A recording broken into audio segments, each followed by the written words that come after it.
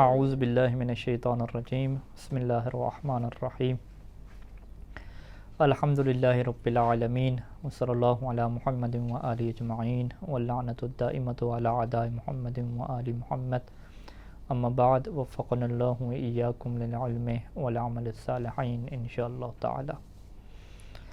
ہماری گفتگو جو ہے وہ اللہ تعالیٰ کی صفات کے متعلق چل رہی تھی اور صفات ثبوتیہ اور صفات سلبیہ کا ذکر کیا۔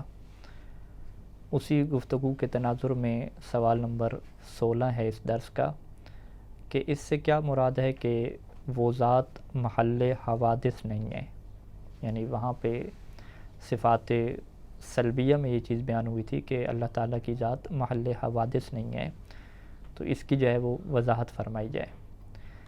اس کا جواب یہ ہے کہ اس سے مراد یہ ہے کہ وہ ایسی ذات نہیں ہے کہ جس میں کسی طرح کی کوئی تبدیلی رونما ہو، یعنی ایسا نہیں ہے کہ وہ کبھی جوان اور کبھی بوڑھا ہو، یا کبھی صحت مند اور کبھی بیمار ہو، کبھی اس کی جو جذباتی حالت ہے وہ کہ تبدیل ہو جائے، یعنی وہ کبھی غصہ کی کیفیت میں ہو، غضب کی کیفیت میں ہو، یا جو ہے وہ غمگین ہو جائے، اور کبھی وہ زیادہ خوش ہو جائے اور خوشی کی حالت میں آ جائے، اور کبھی خوش نہ ہو تو ناراضگی کی حالت میں ہو جائے۔ یہ جو حالات ہیں وہ اللہ تعالیٰ کی ذات کی نسبت ہم تصور نہیں کر سکتے، کیونکہ یہ جو حالات ہیں ان کا تعلق انسانی جذبات سے ہے، اور انسانی جذبات غصے اور غمی یہ ایک ایسی کیفیت ہے کہ جو مخلوق کی جو ہے وہ کیفیت ہوتی ہے کہ وہ جذبات سے بندھا ہوا ہوتا ہے، وہ کبھی خوش ہو جاتا ہے کبھی پریشان ہو جاتا ہے، لیکن اللہ تعالیٰ کی نسبت سے کہ جو ہمارا خالق ہے، جو لامحدود ہے، جو کامل ہستی ہے، اس کی نسبت سے ہم یہ نقائص جو ہے وہ فرض نہیں کر سکتے، کیونکہ انسان کا جذبات کے ہاتھوں کبھی خوش ہو جانا کبھی غمگین ہو جانا یہ ایک قسم کا نقص ہے، یہ جو ہے وہ کمال نہیں ہے۔ کمال یہ ہے کہ انسان جو ہے وہ ہمیشہ معیار کو دیکھے، اور جو معیار ہو اس کے مطابق جو ہے وہ اپنی زندگی کو جو گزارے، اور اس کے اندر اس طرح کے جو جذبات ہیں کہ جو اس کو حق سے پھیر دیتے ہیں، اس طرح کی چیزیں نہ ہوں۔ اس وجہ سے یہاں پہ لکھا کہ کیونکہ یہ تبدیلیاں اس پر رونما ہوتی ہیں جو محدود اور محتاج ہو، اور جس ذات کی کوئی حد نہ ہو اور نہ ہی وہ محتاج ہو تو اس میں اس قسم کی تبدیلیاں تصور نہیں کی جا سکتی۔ تو لہذا چونکہ اللہ کا جسم نہیں ہے تو اس کو ہم بوڑھا فرض کریں، جوان فرض کریں، یہ ہم نہیں کہہ سکتے۔ اس کے چونکہ جسم نہیں ہے، اس کے جذبات جو ہے وہ نہیں ہیں، جذبات کے تحت ہم کبھی اسے بہت زیادہ خوش جو ہے وہ فرض کریں، کبھی اسے بہت زیادہ غم والا، کبھی اسے غصے والا فرض کریں، اور کبھی کیا ہے بہت ہی جو ہے وہ خوشی والا فرض کریں، یہ خدا کی ذات کی نسبت ہم تصور نہیں کر سکتے۔ اور اسی سے ریلیٹڈ سوال جب پیدا ہوا تو اس کو سوال نمبر 17 میں جو ہے وہ لکھا گیا اسی کتاب میں کہ یہ جو بھی ہم نے کہا کہ اللہ تعالیٰ کی ذات کے اندر یہ جذباتی تبدیلیاں تک بھی نہیں ہوتی کہ وہ جذباتی طور پہ متاثر ہو جائے، بہت زیادہ خوش ہو جائے، پریشان ہو جائے، یہ تبدیلیاں جو مخلوق کے ساتھ تعلق رکھتی ہیں، اس کا تعلق اللہ تعالیٰ کے ساتھ نہیں ہے۔ تو اس کے اوپر جو ہے وہ سوال کرنے والا یوں سوال کر سکتا ہے کہ جو 17 نمبر سوال ہے کہ ہم قرآن مجید میں پڑھتے ہیں کہ اللہ تعالیٰ بعض لوگوں سے محبت کرتا ہے اور بعض لوگوں پر غضبناک ہوتا ہے، بعض کاموں کو پسند کرتا ہے اور بعض کاموں سے نفرت کرتا ہے، تو پھر ان باتوں سے کیا مراد ہو سکتی ہے؟ یعنی یہ تو سورہ الحمد میں ہم پڑھتے ہیں غیر المغضوب علیہم، یعنی ہمیں ان لوگوں میں سے نہ قرار دے کہ جس کے اوپر تیرا غضب نازل ہوتا ہے اور تو ان کے اوپر غصے ہوتا ہے۔ اور پھر قرآن مجید کے اندر بہت ساری جگہوں پہ ہے کہ اللہ صاحبان تقوی سے محبت کرتا ہے۔ تو یہ جو اللہ کا غضبناک ہو جانا ہے، لوگوں سے محبت کرنا ہے، کسی کے اوپر انعام نازل کر دینا ہے، یہ چیزیں تو ایسے لگ رہی ہیں کہ جو انسانی صفات ہوتی ہیں کہ انسان بھی غصے میں آ جاتا ہے، غضبناک ہو جاتا ہے، انسان بھی کسی سے محبت کرنے لگ جاتا ہے، کسی سے نفرت کرنے لگ جاتا ہے۔ تو یہ جو محبت اور نفرت اور غصے اور خوشی کی جو باتیں ہیں، یہ تو قرآن مجید میں اللہ تعالیٰ کے متعلق لکھی ہوئی ہیں۔ سورہ الحمد تو واضح طور پہ ہمیں یاد ہے، وہاں پہ لکھا ہوا ہے کہ اللہ بہت سارے لوگوں کے اوپر غصے ہو جاتا ہے، غضبناک ہو جاتا ہے۔ تو پھر اس کا آپ کیا جواب دیں گے، جب کہ ابھی آپ نے بیان کیا کہ یہ مخلوق والی صفات ہیں اور اللہ تعالیٰ میں موجود نہیں ہیں، جب کہ قرآن جو ہے وہ پھر آپ کی بات کی سپورٹ نہیں کرتا، آپ کی بات کی تائید نہیں کرتا۔ تو یہ سوال ہے جو ہم نے آپ کے لیے واضح کر دیا، اور یقیناً کہ آپ یہی غور و فکر کر رہے ہوں گے۔ تو اس کا جواب یہ ہے کہ اللہ تعالیٰ کا اگر کسی سے محبت کرنا اور کسی سے غضب کرنا، اس کا مطلب ہم یہ لیں کہ وہ انسانی جذبات کی طرح یہ کام کر رہا ہے، تو پھر تو یقیناً آپ کا سوال درست بنتا ہے۔ لیکن ہم آپ کو یہ جواب دیتے ہیں کہ اللہ تعالیٰ کا کسی سے محبت کرنا، اس سے راضی ہو جانا، اس سے مراد انسانی جذبات نہیں ہوتے، اس سے مراد وہ جذبات نہیں ہوتے جو مخلوق کے ہوتے ہیں، بلکہ اس سے مراد اس انسان کو ثواب دینا ہے۔ یعنی قرآن مجید کے مطابق اللہ کی ذات عادل ہے، اللہ کی ذات جو ہے وہ فضل کرنے والی ہے، تو جو اچھا کام کرتا ہے اللہ اس کے اوپر اسے ثواب دیتا ہے۔ تو اس ثواب دینے کو جو ہے وہ قرآن لوگوں کی زبان میں جب بیان کرتا ہے تو اسے محبت سے جو ہے وہ بیان کرتا ہے کہ اللہ محبت کرتا ہے۔ اللہ کا محبت کرنا یہ نہیں ہے کہ کوئی اللہ کا دل ہے یا جذبات ہیں، اس سے کوئی لگاؤ ہو گیا ہے، نہیں، اس کو اللہ ثواب دیتا ہے، اس کے درجات معنویہ کو بلند کر دیتا ہے، یہی جو ہے وہ اللہ کا محبت کرنا ہے۔ اور کسی پر غضبناک ہونے سے مراد اسے اپنی رحمت سے دور کرنا ہے، کہ وہ جو اللہ نے ثواب دینا تھا، اپنی رحمت اس کو شامل حال کرنی تھی، اس کے مقام کو، اس کے درجے کو بلند کرنا تھا، اسے بہت زیادہ نعمتیں عطا کرنی تھیں۔ تو جب اللہ ان ساری چیزوں سے دور کر دیتا ہے تو پھر اس کو اللہ جو ہے وہ لوگوں کی زبان میں بیان کرتا ہے غضبناک ہونے سے، کیونکہ انسان بھی ایسی ہیں کہ کسی کے اوپر اگر غصے ہوتے ہیں، غضبناک ہوتے ہیں، تو پھر اس کو وہ انعام نہیں دیتے، اس کی وہ پھر سپورٹ نہیں کرتے، اس کو بہت ساری چیزیں وہ عطا نہیں کرتے۔ تو لہٰذا ہمارے سامنے کیا واضح ہو گیا کہ یہ جو تعبیرات قرآن مجید میں اللہ اپنے لیے استعمال کرتا ہے کہ وہ غضبناک ہوتا ہے، وہ محبت کرتا ہے، اس کا تعلق جو ہے وہ بندے کو ثواب دینے سے اور ثواب سے محروم رکھنے سے ہے۔ تو یہ پھر جملے اللہ نے کیوں استعمال کیے؟ یہ اللہ تعالیٰ کے ایک طریقہ کار ہے کہ جب وہ انسانوں سے بات کرتا ہے اور الفاظ کا سہارا لیتا ہے تو انہی الفاظ میں اور انہی جملوں میں کلام کرتا ہے کہ جو انسان آپس میں جو ہے وہ جملوں کا استعمال کرتے ہیں اور جو ان کے درمیان کامن اور عام طور پہ جملے چل رہے ہوتے ہیں، اور یہ استعمال کرنا اس لیے ہوتا ہے تاکہ لوگوں کو بات جو ہے وہ سمجھائی جا سکے۔ تو لہٰذا یہاں پہ کیا لکھا کہ کسی کام کو اگر اللہ پسند کرتا ہے تو اس کا مطلب کیا ہوگا کہ اللہ اس کام کا حکم دیتا ہے۔ کسی کام کو اللہ ناپسند کرتا ہے، پسند نہیں کرتا، یعنی اس سے اللہ کیا ہے روکتا ہے۔ تو یہ کیا ہے، ہم اس کی تشریح کریں گے اور یہی کیا ہے سمجھیں گے۔ تو خلاصہ کلام کیا ہوا کہ اللہ کے غضبناک ہونے کا مطلب، اللہ کے محبت کرنے کا مطلب، کسی کام کو پسند کرنے کا مطلب، کسی کام سے نفرت کرنے کا مطلب وہ نہیں ہے کہ جو مخلوق کے اعتبار سے اور جو جذبات کے اعتبار سے لیا جاتا ہے، بلکہ اس کا جو مطلب ہے وہ ثواب دینے اور ثواب نہ دینے سے ہے، یا کسی کو کوئی حکم دینے اور حکم نہ دینے سے ہے۔ اور حکم دینے یا حکم نہ دینا، ثواب دینا یا ثواب نہ دینا، اس کے لیے الفاظ کو جو ہے وہ انتخاب جو اللہ نے فرمایا وہ الفاظ ہیں کہ جو لوگ آپس میں کیا بولا کرتے ہیں، وگرنہ ان الفاظ کا تعلق انسانی جذبات کی طرح سے نہیں ہے، بلکہ ان الفاظ کا تعلق اللہ تعالیٰ کے اپنے ثواب دینے سے اور ثواب نہ دینے سے اس کا کیا تعلق بنتا ہے۔ تو یہ آپ کے لیے جواب واضح ہو گیا۔ اگلے سوال کی طرف ہم چلتے ہیں کہ صفات سلبیہ میں سے ایک یہ ہم نے ذکر کیا تھا کہ وہ کسی میں حلول نہیں کرتا۔ اس کا کیا مطلب حلول کرنے کا؟ جواب، اس سے مراد یہ ہے کہ وہ ذات کسی اور ذات میں نہیں اترتی۔ یعنی انسان ہے، انسان کے اندر جو ہے وہ اللہ اتر ہے پورے کا پورا، انسان کی ذات اور اللہ کی ذات دونوں ایک ہو جائیں، اس طرح سے کہ وہ جو دو ہیں، یعنی انسان ہے اور اللہ کی ذات ہے، وہ ذاتی طور پہ جو ہے وہ ایک ہو جائیں، یہ جو ہے وہ نہیں ہو سکتا، کیونکہ اس کا پھر لازمہ کیا ہوگا کہ وہ جو ذات ہے جو لامحدود تھی، وہ ایک محدود انسان میں آ کے اس نے اپنے آپ کو کیا محدود کر لیا۔ تو لہٰذا اس سے کیا لازم آ جائے گا کہ لامحدود ذات محدود ہو گئی ہے، اور محدود ہونا بیان کر چکے ہیں کہ یہ قسم کا نقص ہے، کمال نہیں ہے۔ کمال یہ ہے کہ وہ ذات لامحدود ہو۔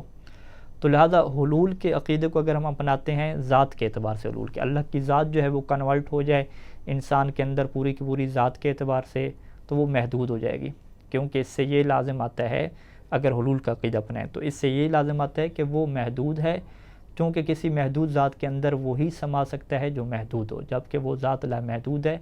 اور اسی سے جاہل قسم کے جو صوفی حضرات کے عقیدہ کا بطلان واضح ہو جاتا ہے کہ اللہ تعالیٰ نے صوفیاء کے اندر، کہ وہ یہ کہتے ہیں کہ صوفیاء اور ہمارے جو اولیاء ہیں اس کے اندر اللہ جو ہے وہ حلول کرتا ہے اور دونوں ایک ہو جاتے ہیں، تو یہ واضح طور پہ باطل ہو جاتا ہے کہ بھئی لامحدود ذات محدود ذات میں کیسے سمٹ کے آ سکتی ہے، یہ جو ہے وہ نہ ہونے والی بات ہے۔ اس کی تو واضح آپ بھی مثال دیتے ہیں کہ اگر برتن جو ہے وہ چھوٹا ہے اور اس کے اندر آپ اس کی کیپیسٹی سے بڑھ کے کوئی اور چیز ڈال رہے ہیں تو وہ بڑی چیز اس کے اندر نہیں سما سکتی، تو اللہ کی ذات کا انسان کی ذات کے اندر سما جانا، اس کے اندر کنورٹ ہو جانا، یہ بالکل ایک غیر عقلی سی بات ہے۔ عقل بھی اس کو قبول نہیں کرتی کہ ایک لامحدود ذات محدود ذات میں جو ہے وہ کیسے کنورٹ ہو سکتی ہے۔ ہاں، یہ اس کا ظاہری مطلب ہے۔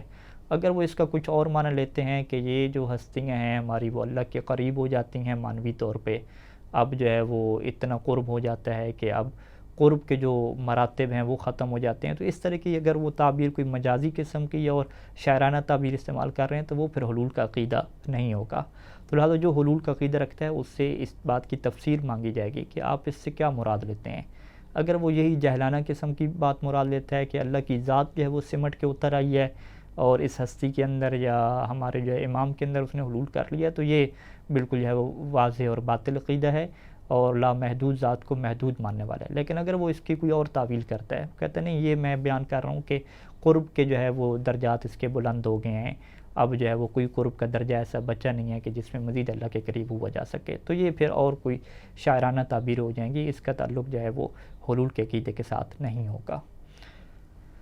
یہاں تک جو ہے وہ اللہ کی توحید کے متعلق یعنی اصول دین میں سے جو توحید ہے اس کے متعلق گفتگو مکمل ہوتی ہے، اور اب ہم اگلا باب جو تیسرا باب ہے یہاں پہ وہ اللہ کے عدل کے متعلق کیا ہے شروع ہوگا۔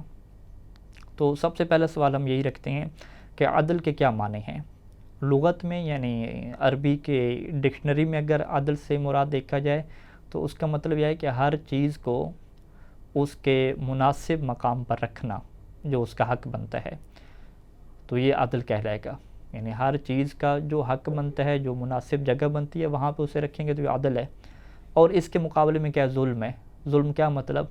یعنی کسی چیز کو غیر مناسب مقام پر رکھنا، یہ کیا ہو جائے گا؟ ظلم ہو جائے گا۔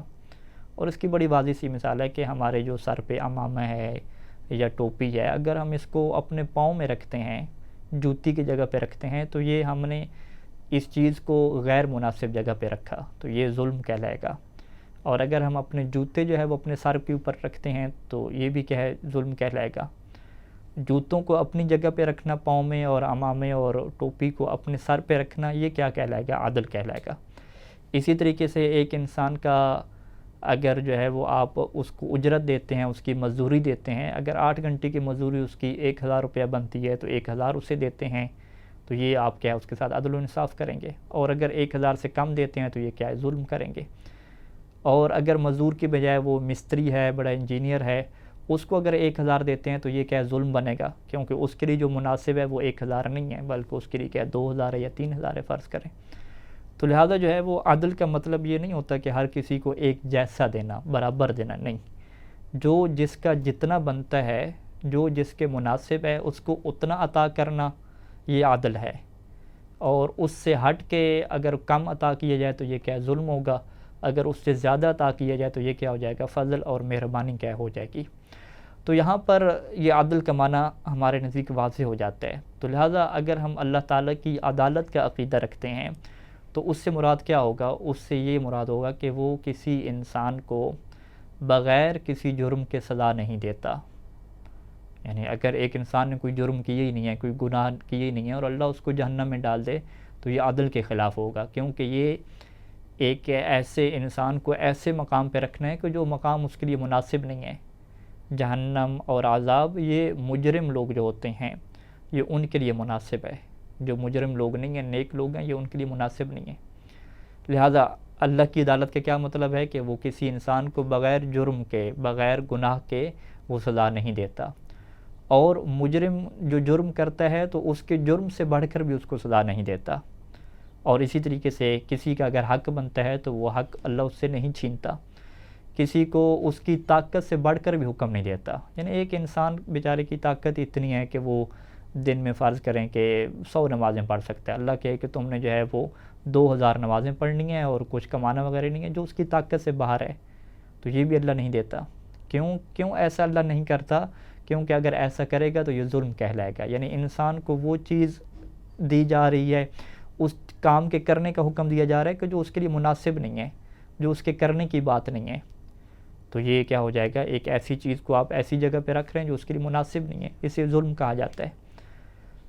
تو لہٰذا ہمارا یہ عقیدہ ہوگا کہ اللہ کی عدالت کا کیا مطلب ہے کہ وہ کسی انسان کو اس کی طاقت سے بڑھ کر حکم نہیں دیتا، کیونکہ ایسا کرنا ظلم کے زمرے میں آ جاتا ہے. اور اللہ تعالیٰ عادل ہے، نہ وہ خود ظلم کرتا ہے اور بلکہ وہ دوسروں کو ظلم کرنے کی اجازت بھی نہیں دیتا. یعنی وہ منع کرتا ہے کہ تم کیا ظلم نہ کرو. اب وہ پھر دنیا میں لوگوں کو اختیار دے دیتا ہے کہ اگر تم ظلم کرو گے تو پھر قیامت میں کیا ہے، تمہیں اس کی کیا ہے سزا ملے گی، اور تمہارا یہ جو جرم ہے اس کی تمہیں برابر کیا سزا ملے گی. کیونکہ دنیا کو اللہ نے بنائی اس لیے ہے کہ انسان کو اختیار دیا جائے، اس کو رستے سمجھا دی جائیں کہ تم نے ظلم نہیں کرنا، تم نے ناانصافی نہیں کرنی، کرپشن نہیں کرنی. پھر جب انسان اگر کرے گا یہ کام تو پھر زبردستی اسے روکا نہیں جائے گا، کوئی فرشتے بھیج کر یا کسی طاقت کی وجہ سے اس کا ہاتھ روکا نہیں جائے گا، اسے اختیار دے دیا جائے گا. پھر اس کے بعد جب یہ دنیا ختم ہوگی تو پھر آخر میں کیا سارا اس کا حساب کتاب ہوگا. تو لہٰذا ہمارا عقیدہ کیا ہے کہ اللہ تعالیٰ کی ذات عادل ہے، وہ خود بھی ظلم نہیں کرتی اور دوسروں کو ظلم کرنے کی اجازت نہیں دیتی.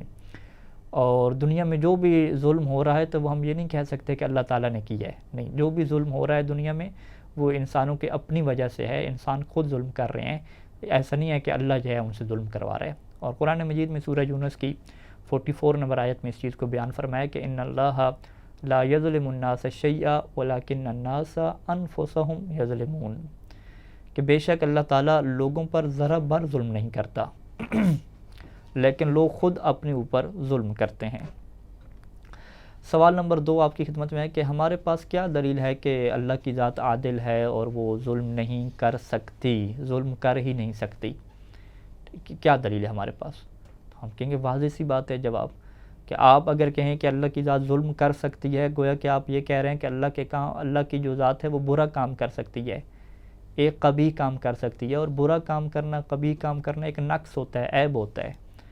اور ہم یہ بات بیان کر چکے ہیں کہ اللہ تعالیٰ کو ہر قسم کے نقص اور عیب سے پاک ماننا یہ واجب ہے، ضروری ہے. صفات سلبیہ کا یہی مطلب ہے کہ جو بری چیز ہو، جو بری صفت ہو، اس کی نفی کریں اللہ سے، وہ کہیں کہ اس کے اندر موجود نہیں ہے.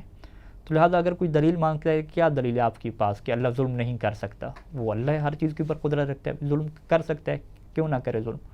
ہم کہیں گے نہیں، یہ برا کام ہے، قبیح کام ہے، اور قبیح کام اللہ تعالیٰ کی ذات انجام نہیں دیتی.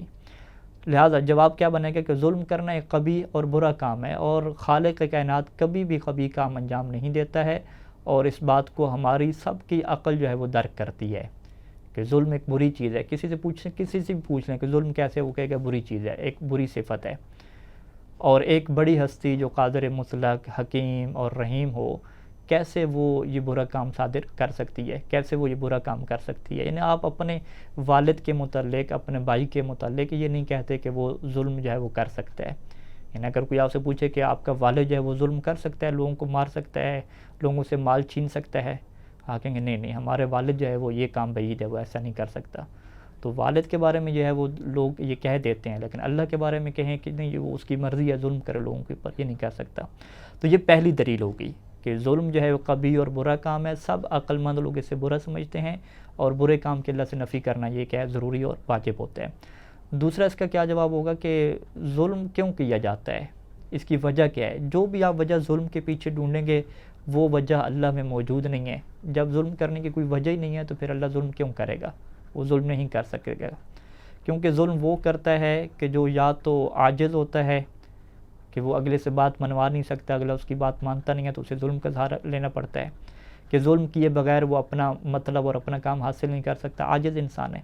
یا وہ کسی چیز سے جاہل ہوتا ہے اور انجانے میں بھول کے یا ظلم کر بیٹھتا ہے، بعد میں کہتا ہے او یہ مجھ سے زیادتی ہو گئی، میں نے ظلم کر دیا، تمہارے ساتھ ناانصافی کر دی. تو یہ دو کیا سبب ہوتے ہیں، یا انسان وہ کام نہیں کروا سکتا تو اسے ظلم کا سہارا لینا پڑتا ہے، یا اس کو پتہ نہیں چلتا اور وہ بھولے میں کیا کسی کے ساتھ زیادتی کر بیٹھتا ہے. جبکہ ذات پروردگار نہ عاجز ہے اور نہ کسی چیز سے جاہل اور لا علم ہے، تو وہ پھر کیسے ظلم کرے گی؟